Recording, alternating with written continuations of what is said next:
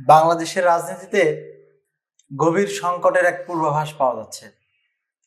আগামী নির্বাচন নিয়েও একটা সংশয় তৈরি হয়েছে। বলবেন কিভাবে? দেখেন, সরকার বারবার বলছে যে তারা নির্বাচনের জন্য প্রস্তুত, কিন্তু তারা কতটা প্রস্তুত এটা কিন্তু তারা কোনো কিছু দেখাতে পারে নাই।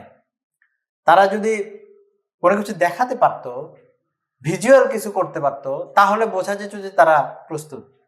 তারা এর আগে একটা অপারেশন চালিয়েছে, তেমন কোনো সন্ত্রাসীদের অ্যারেস্ট করার মতো কোনো ঘটনা ঘটে নাই।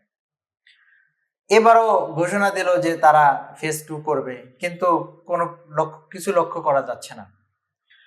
এই যে শরীফ হাদি, ওসমান হাদির মতো একজন ব্যক্তি, জুলাই আন্দোলনের যোদ্ধা, তাকে সন্ত্রাসীরা প্রকাশ্য দিবালোকে গুলি করলো। গুলি করে তারা ঢাকা শহর পার হয়ে গেল। দেখেন, তাদেরকে আইডেন্টিফাই করার ব্যাপারে গোয়েন্দারা তথ্য দেওয়ার আগেই কিন্তু বিভিন্ন পোর্টাল, নিউজ পোর্টালগুলো তথ্য দিয়েছে। ওপাশে জুলকারনাইন শাহের তথ্য দিচ্ছে। তাহলে আমাদের গোয়েন্দা সংস্থা কোথায়? যে সন্ত্রাসী গুলি করেছে এমন না যে একেবারে নতুন, সে এর আগে অ্যারেস্ট হয়েছিল, জেলে ছিল। তার মানে তার সব তথ্য কিন্তু পুলিশের কাছে আছে। তার ফিঙ্গারপ্রিন্ট আছে, তার চোখের ইয়েগুলো আছে। তাহলে এরপরেও গোয়েন্দারা তাকে কেন অ্যারেস্ট করতে সক্ষম হলো না? জানা যাচ্ছে সে এরপরে তার বোনের বাসায় যায়, সেখান থেকে বের হয়ে চলে যায়।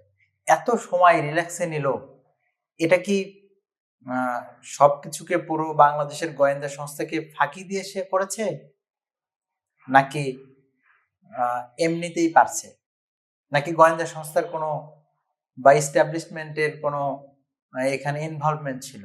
এটা নিশ্চিত বলা যায় যে পুরো ব্যাপারটা গোয়েন্দা সংস্থার কোনো সহযোগিতা ছাড়া এটা সম্ভব নয়। আর যদি সে বাহিরে পালিয়ে যেয়ে থাকে, তাহলে এটা গভীর সংকটের ব্যাপার। যে ফয়সাল শুট করেছে, এরকম অন্তত পক্ষে 1000 ফয়সাল সাবেক ছাত্রলীগের নেতা তারা বাংলাদেশে আছে, তারা এরকম শুটে এক্সপার্ট। শেখ হাসিনা 16 বছরে এরকম ফয়সালদের তৈরি করেছে। এবং নির্বাচনে যখন প্রচার শুরু হবে, এরকম 5 জনকে যদি, হেভিওয়েট প্রার্থীকে যদি গুলি করা হয়, আগামী নির্বাচন কি হওয়ার কোনো সম্ভাবনা দেখেন?